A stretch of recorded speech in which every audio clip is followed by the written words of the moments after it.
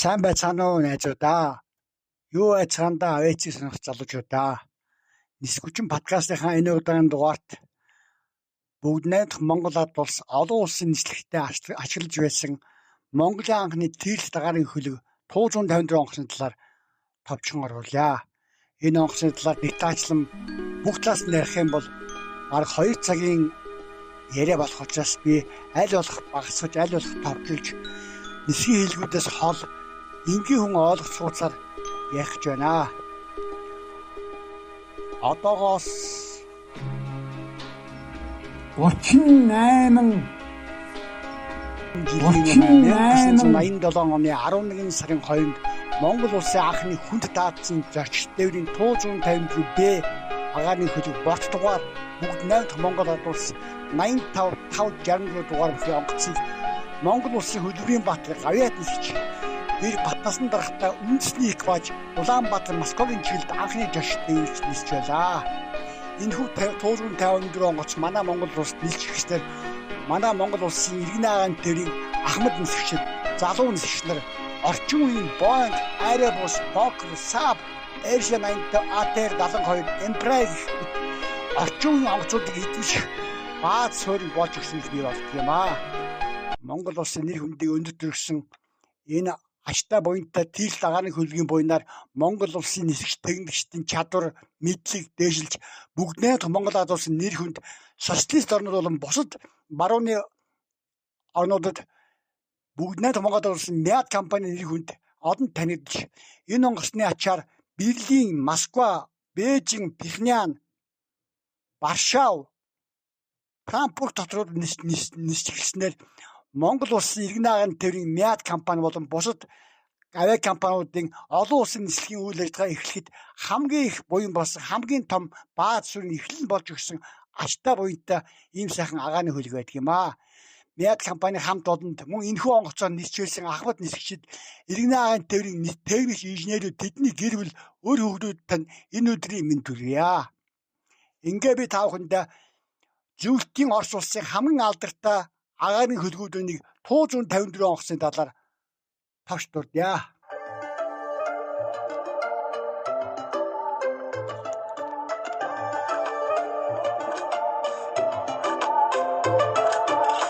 Полевых цветов веночек в утренней росе цветов, соловья запев свисточек, сок березовый глоток, тишины послушать волю по тропинке в лес густой, поболтать с березкой вдоволь про него и про любовь.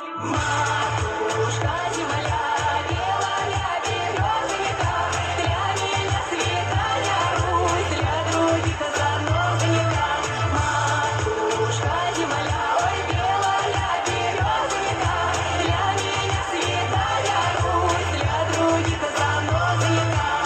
Сколько мне еще годочка у кукушки поспрашать, про любовь свою девичью на ромашке погадать. Ключевой воды студеной в сотах свежего ветку, в чистом поле темной ночью в небе звездном утону. Матушка земля, белая березовика, для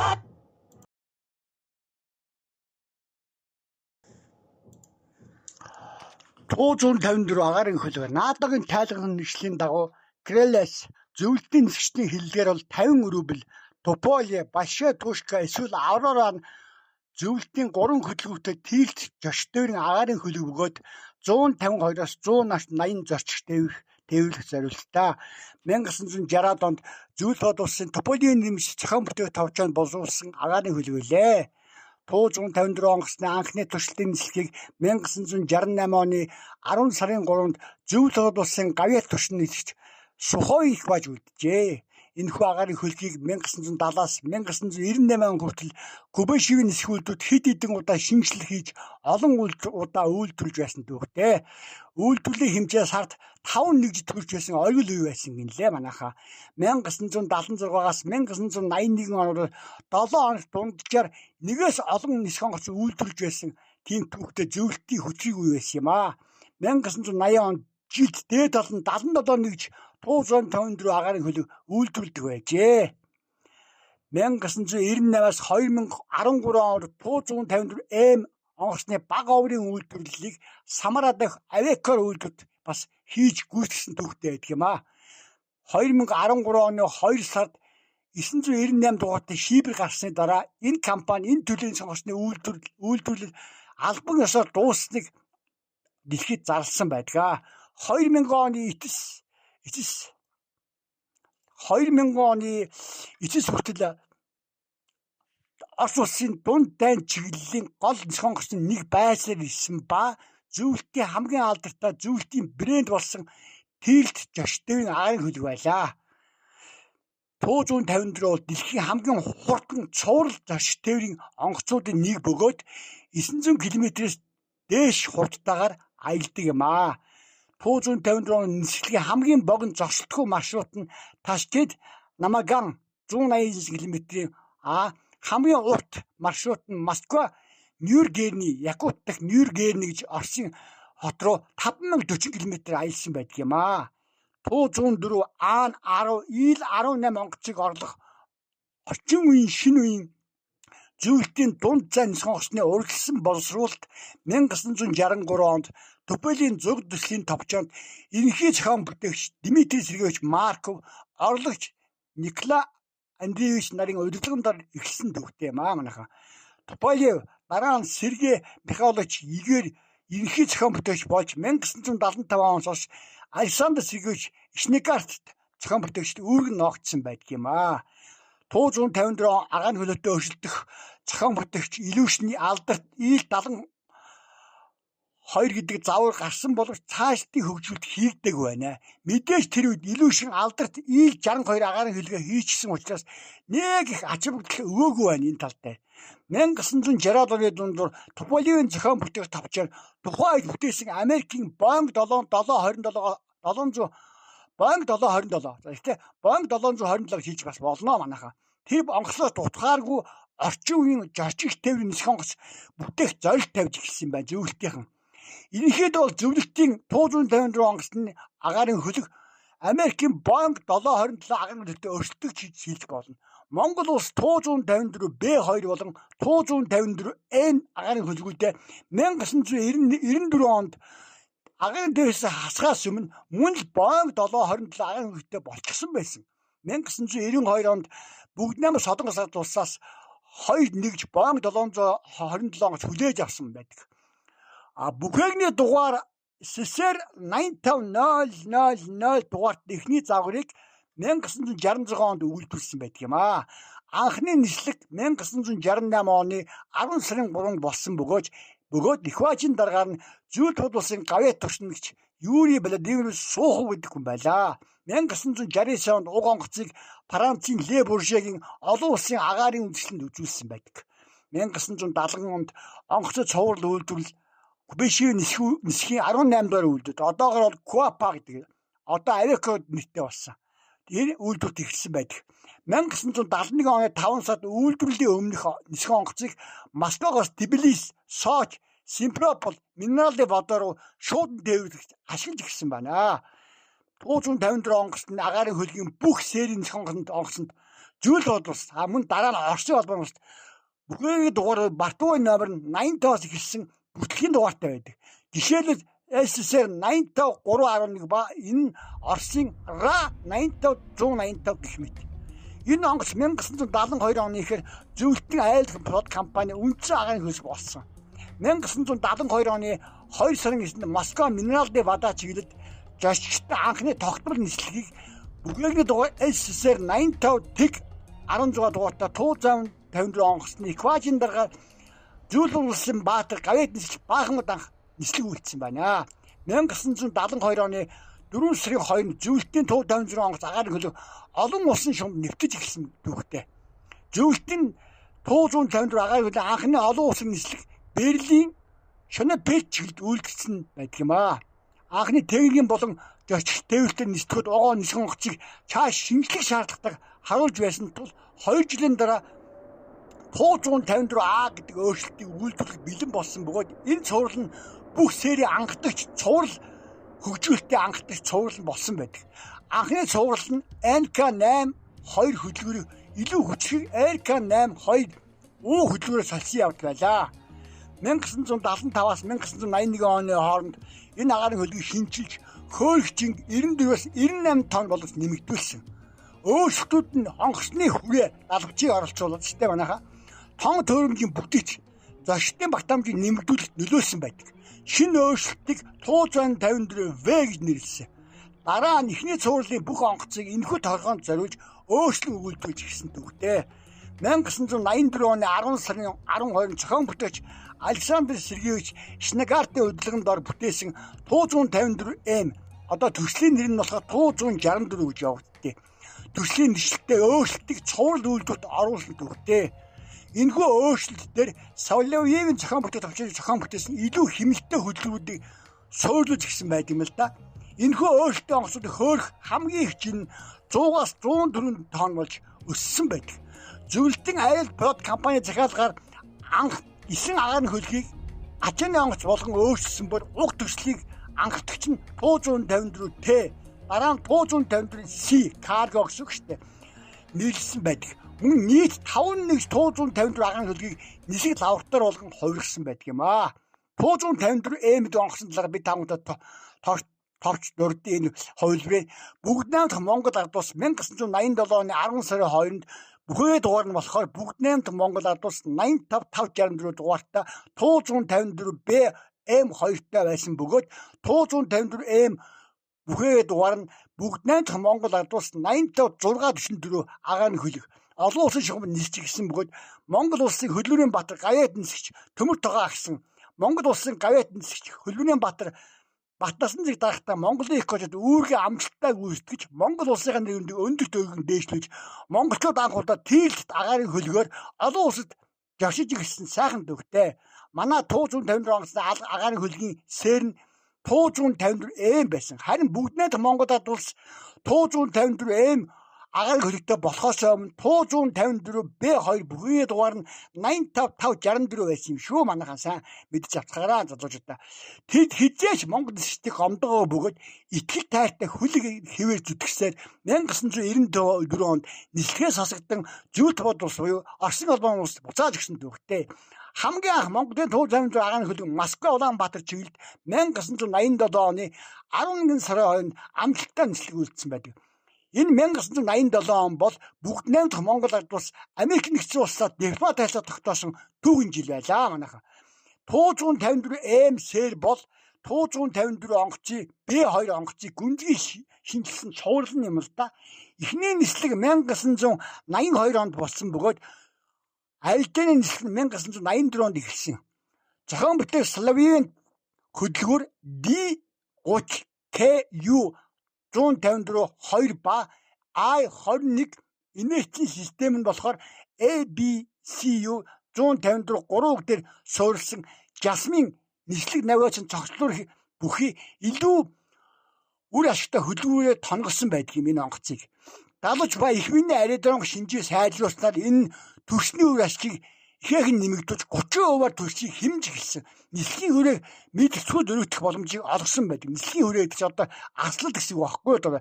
Нэг удаагийн шатхуун зэнгэлтээр хамгийн хол километр явахыг чинь нислэгийн хэллэгэнд аслал гэж хэлдэг юм аа манайха. 154M цуврал нь 154B-тэй харьцуул шатхууныг нэг цаг орчимд хэмдэг болчихсон байгаа байхгүй юу? 3 ховртой хавхалгыг 2 хавхалахаар сольсон боловч илүү үр дүнтэй болж хазаалтын өнцгийг огцом нэмэгдүүлсэн байгаа. Хөдөлгөөрийн гарах байгууламжийн дуу чимээ буут хийх үеийн дуу чимээ багасгахын тулд 36 градусын шинэ өргөдсөн байрлалыг нэмсэн төвхтэй. Хамгийн их хөрөгч нь тоормсноос хамаарч 102-аас 104 тонн болсон байдаг. Энэхүү 154M цуврал үйлдвэл 2012 хүртэл үргэлжилсэн юм шүү. Залуучуудаа саяхан хүртэл байгааз нисгэн хотын ашиглалтын хугацаа 60,000 нисхийн цаг хөөрөг буух 25,000 цикл буюу 40 жилийн ашиглалтын хугацаатай байсан нэг ашиглалтын хугацаанд их засварын хугацаанд тус бүртээ 30,000 цаг буух цикл нь 11,000 буюу 20 жил байсан. Нислэгийн нөхцөлд байгаа онгоцны үн үйлдвэрлэсэн жилээс хамаарч $1.4-өөс $28 сая үнэтэй байсан байна. Туу 154 агаарын хөлгийн нийт 321-ийг үйлдвэрлэсэн байна. 2011 оны 5 сарын байдлаар Оросын агаар сансны хүчинд Aveco компани бүхний дугаар 85041 ба 85042 дугаартай агаарын хөлгийн үйлдвэрлэж шилжүүлсэн байдаг. Ийхүү Туу 154 онгоцны цуврал үйлдвэрлэл энэ хоёр онгоцыг үйлдвэрлэл дуусснаар албан ёсоор цуврал үйлдвэрлэл зогссон юм а. 2008 оны 11 сард Seattle Airlines компани Туу 154 2009 оны 11-12-нд Оросын Airbus компани тус Туу 154 агаарын хөлгийг ашиглагаас татгалзаж эхэлсэн. 2010 оны 10-аас 2014 онд Оросын Ютер компани Оросын холбооны улсад энэ төрлийн нисэх онгоцны хамгийн том хэрэглэгч байсан бөгөөд 21 Туу 154 онгоцыг Оросын Ютер компани эзэмшдэг байжээ. 2018 онд Туу 154 онгоцыг Оросын Alrosa компани тогтмол нислэгээр үргэлжлэн ашиглаж байсан бөгөөд хамгийн сүүлийн нислэгүүдийг 2018 оны 9 сард үйлдэж, үүний дараа Туу 154 Isma гэдэг нэртэй Туу 154 онгоцыг Толмачев дах нисхийн мужид шилжүүлсэн байдаг юм а. Тээврийн болон жошин тээврийн нисэх онгоцны хувьд Туу 154 агаарын хөлгийг Оросын холбоон улс, Казахстан, Киргиз, Хятадын засгийн газрын авиа компаниуд бас ашиглаж байсан дүүхтэй. Мөн Туу 154 онгоцыг зөвлөлтийн нөлөөний орнууд, холбоотон орнууд, мөн социалист орнууд ихээр хэмжээр ашигладаг байсан бөгөөд холбоо бүгд найрамд арсан Герман улсын компани бас түүх Кубана гэж Кубын компани Il-62, Il-86, Il-96 болон арсан Герман тэр компани бас Il-62 хамт Туу 154 онгоцыг ашиглаж байсан юм а. 2020 онд Туу 154 агаарын хөлгийг Alrosa компани агаарын төвийн компани RA-85-757 бүхний дугаартайгаар тус компани таагийн нөөцөнд оруулсан боловч ашиглалтаас гаргаж нислэгээс төдгөлзүүлж RA-85-770 бүхний дугаартай Туу 154 агаарын хөлгийг задлан төмрийн хог болгосон байдаг. Харин Туу 154 агаарын хөлгийг Оросын холбоон улс, Казахстан, Киргиз, бүгдээ хятадсан агаарын цэргийн хүчин тусгай зорилттой тусгай өргөн нислэг одоо хүртэл ашиглаж байгаа лээ. Энэхүү сайхан алдартай онгоцны зарим үзүүлэлтийг та бүхэндээ товчлон хүргэе. Урт 47.9 м, даалгавчны урт 37.55 м, даалгавчны талбай 200.45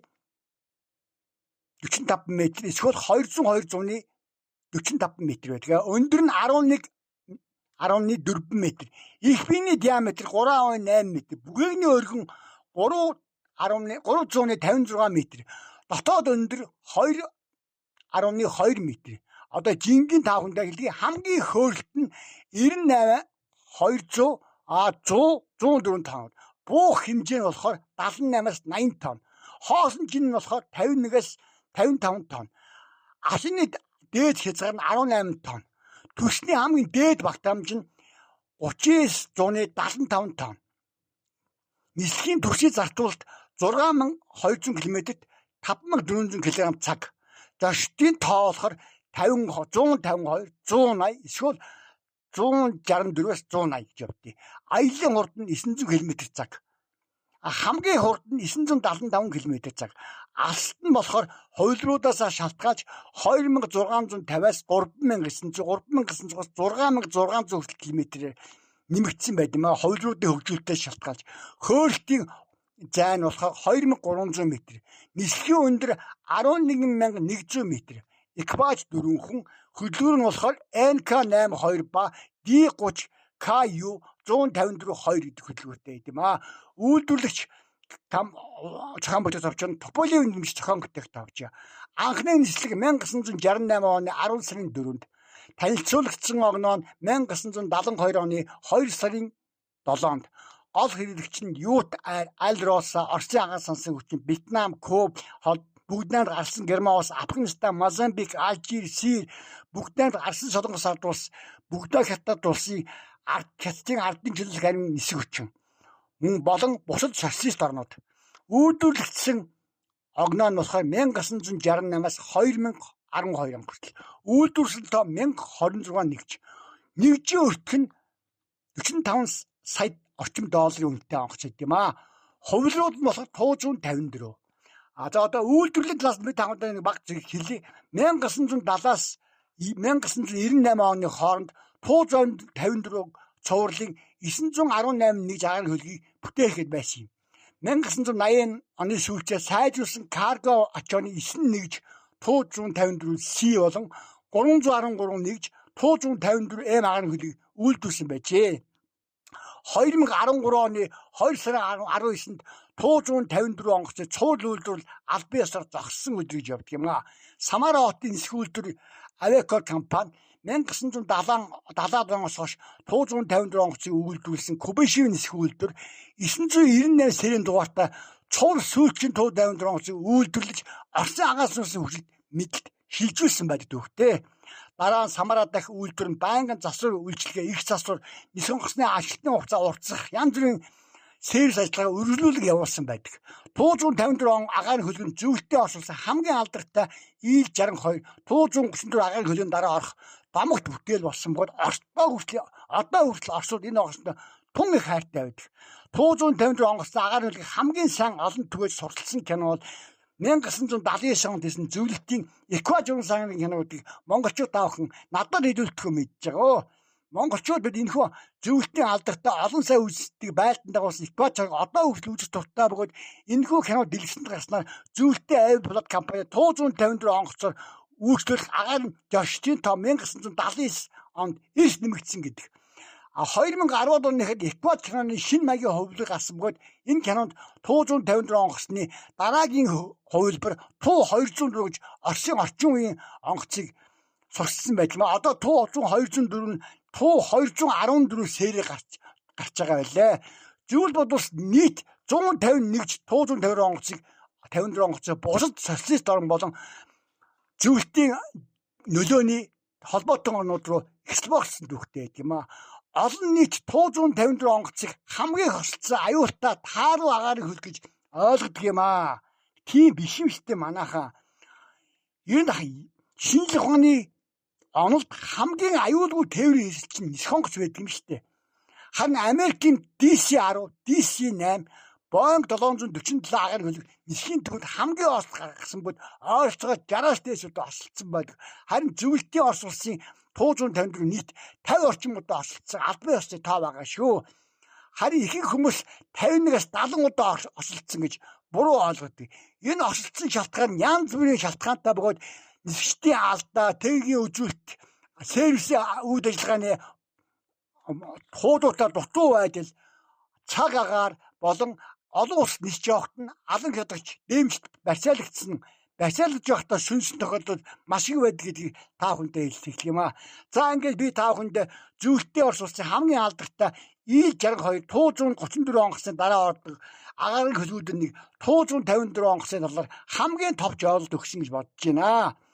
Монгол улсын хөдөлмөрийн баатар гавьяд нисгч Төмөр Тогоо гэсэн Монгол улсын хөдөлмөрийн баатар гавьяд нисгч Батнаас нэг манай шилдэг нисгч Бөөрэ ах нар одоо Бөөрэ шилжих байх бүх өвгөн буурал багш нар Эквадорын дахта энэ багууд энэхүү сайхан агаарын хөлөг дайн дэлхийд аялж Монгол улсынхаа нэр хүндийг өндөр дэвээр сурталж явсан манай иргэний агаарын төвийн тийш агаарын хөлгийн ангадах түүхийг гарган тавьсан жигүүртэй хүрээгээ уусын дээгүүр жилдээ өрмө газарт өдөртөө очиод ирдэг гээд 154 Б 2 154 М мөнгөн цагаан хөлөөн бариад дуулж явсан алтан үе хизээж мартахгүй түүх болон үлдсэн гэдгийг мадаа хэлүүлэхгүй Монголын бүх ард түмэн мэднэ. Энэ сайхан онгоцоор олон улсад аялж байсан хүмүүс одоо хүртэл байгаа. Энэ сайхан онгоцыг жолоодон мөн хөнгөх тэнгэрт дүүлж явсан алдартай нисэж ах нар тэдний үр хүүхд үр сад одоо хүртэл байгаа.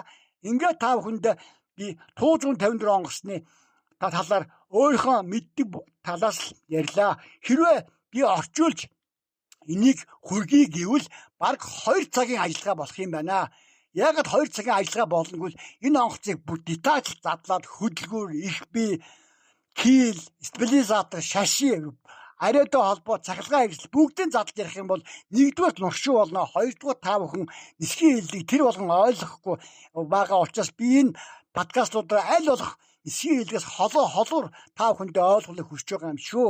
Ингээд эцэст нь та бүхэндээ нэг дүгдэх зүйл хэлгээд Монголын анхны Тил дагаарын хөлгийн анхны үйлчлэгч бортпродник Хаян Хэрвагийн нэргүй ихтэй энэ өдрийн мэндийг өргөөд та минь урт насалж удаан жаргаар гэж энэ подкастаа төгсгöö.